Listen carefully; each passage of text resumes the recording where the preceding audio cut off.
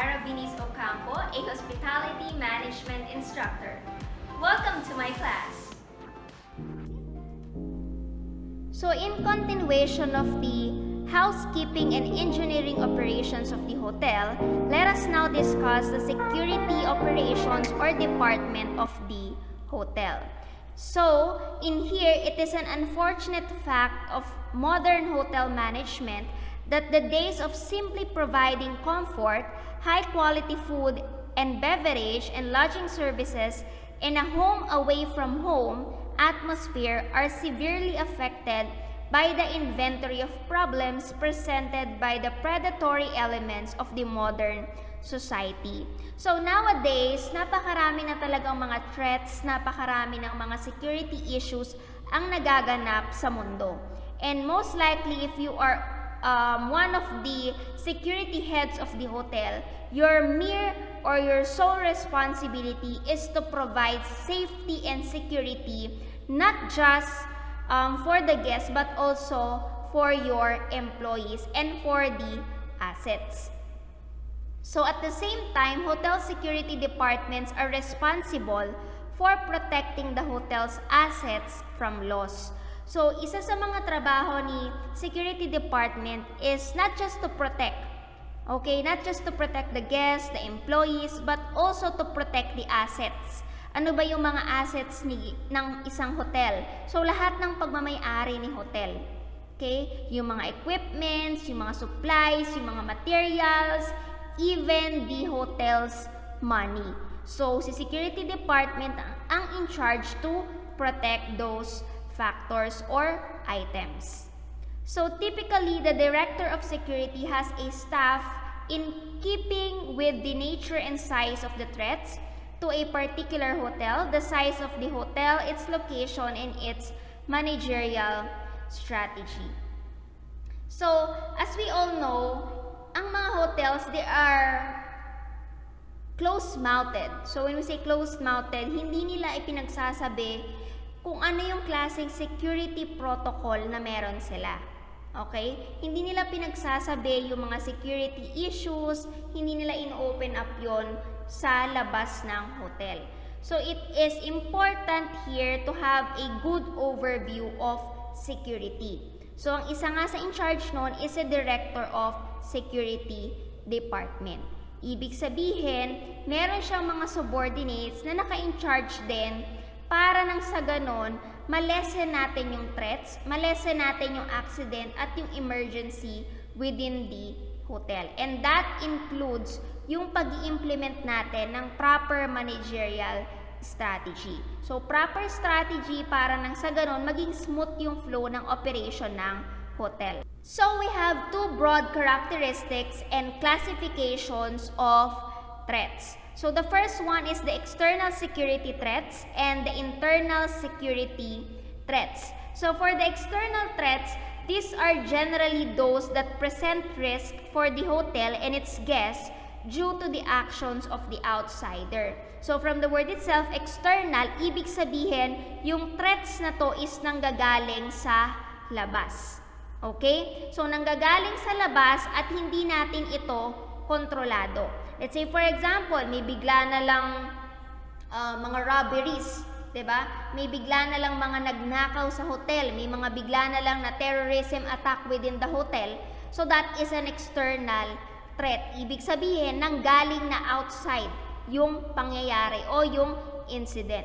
But when we say internal security or the internal threats, it is a functional area that is generally concerned with reducing the threat of loss of assets. So in most cases, this refers to control of highly attractive and popular consumer goods. So kabaligtaran, when we say internal security, these are the threats inside, okay, within the hotel establishment. And usually, ang isa sa mga threat doon is yung pagkawala ng ating mga assets. So, yung assets na yan, they are highly attractive. Ibig sabihin, kung magnanakaw ka, maa-attract ka mamemesmerize ka sa mga kinds of assets na to na gugustuhin mong nakawin. So, ano-ano ba yung mga popular consumer goods na to? So, usually, it can be yung mga wine, diba? Expensive foodstuffs, mga furnishings, and even the hotel cash. Diba? Kaya nga, pag tayo is nag-check-in sa hotel, we have to make sure na bago tayo mag-check out, i-check muna ni housekeeping department lahat ng mga gamit at kung ano yung condition ng hotel room. Kasi baka mamaya nag-uwi ka na ng mga assets. Ano yung mga assets na yon? Diba inside the room marami tayong mga amenities, maraming mga facilities na inilalagay. So syempre kung kulang ng mga towels doon sa guest room, so we have to ask the guest kasi baka naiuwi ni guest yung towel. 'Di ba? Baka mamaya nabasag ni guest yung mga baso doon sa loob ng room. So ibig sabihin, nabawasan na, 'di ba? Nabawasan na yung ating assets. And most likely kaya tayo nagko-collect din ng incidental deposit fee. So yun ginagamit natin if there are charges, if there are damages na mai-incur during their stay. So that is the difference between the external security threats and the internal security threats.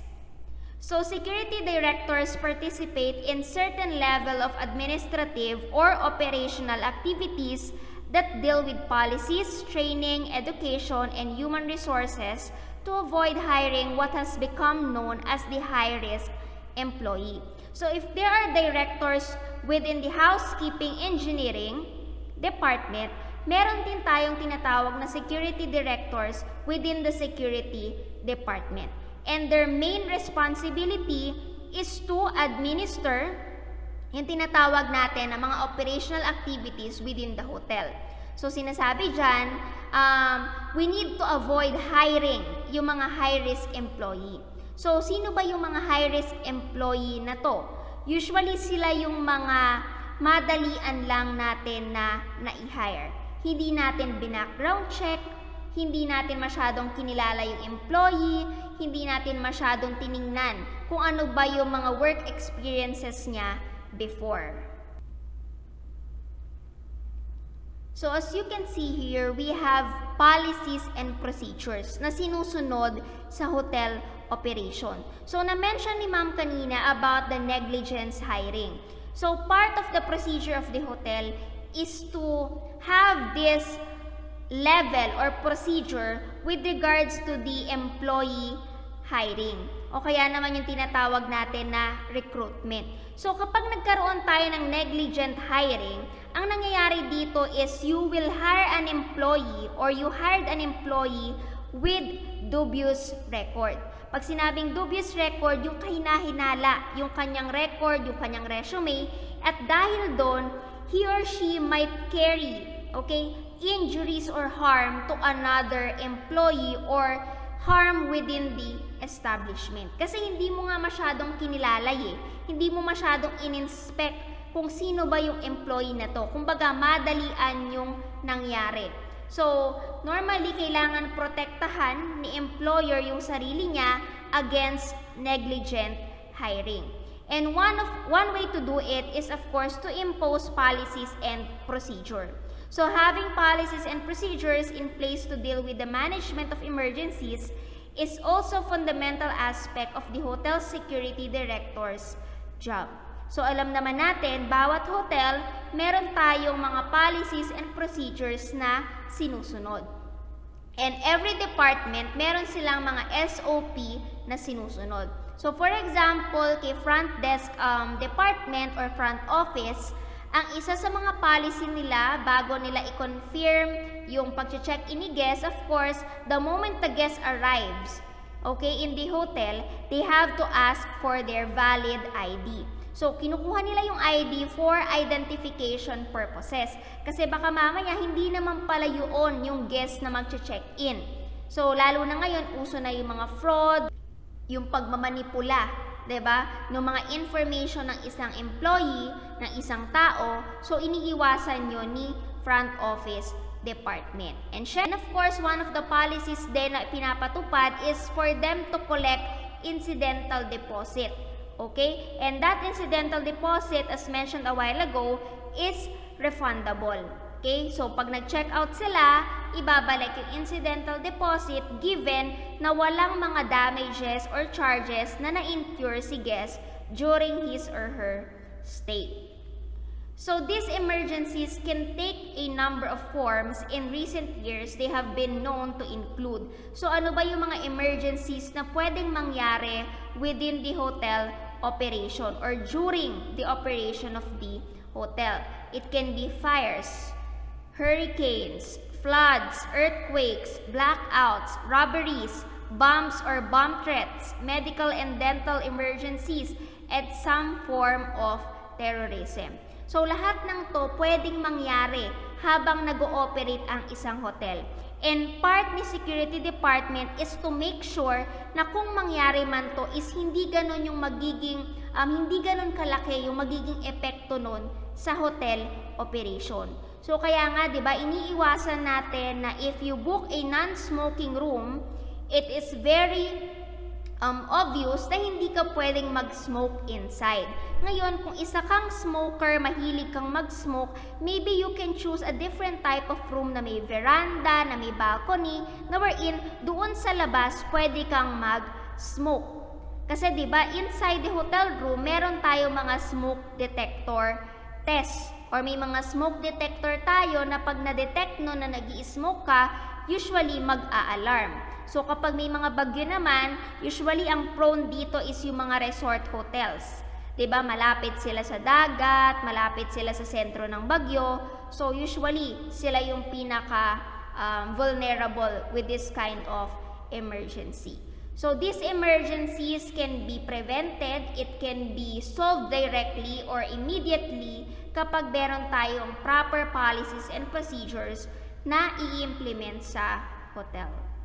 So finally, the major responsibility of a modern hotel security director is to assist in policy development. So kapag tayo, nag-create na tayo ng policy, diba, nakagawa na tayo ng policies and procedures, normally, hindi naman doon nagtatapos. Gusto natin na i-develop pa, i-enhance pa yung security sa hotel para nang sa ganun, maiwasan nga natin yung mga ganon klaseng problema. So the last one are the responsibilities of the security manager. So the housekeeping manager, the engineering department or the chief engineer, meron na silang mga iba't ibang responsibilities. So the security manager also have several responsibilities contending with the above threats na na-mention natin kanina. So first is providing physical security at the perimeter of the hotel. So syempre kung ano yung kinakasakupan, okay, o yung sakop ng hotel building natin or ng ating property is si security manager at department ang in charge doon.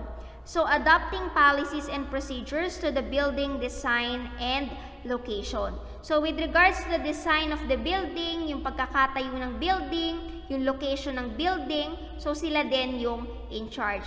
Especially if your hotel is located in a remote area, o let's say sa liblib na lugar o sa malayong lugar wherein there is no accessible transportation, so most likely mas mahigpit yung security ng hotel.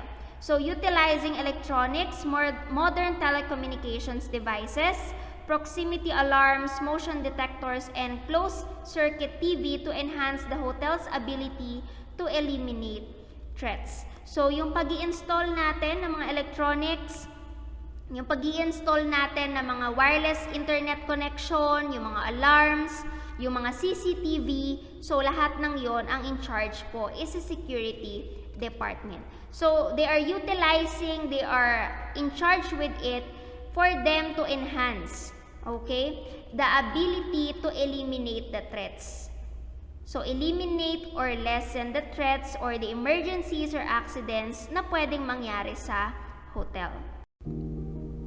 So, that's the end of the presentation of our lesson video for today. If ever you miss some points in the discussion, feel free to replay it in YouTube. Thank you so much for listening and have a nice day.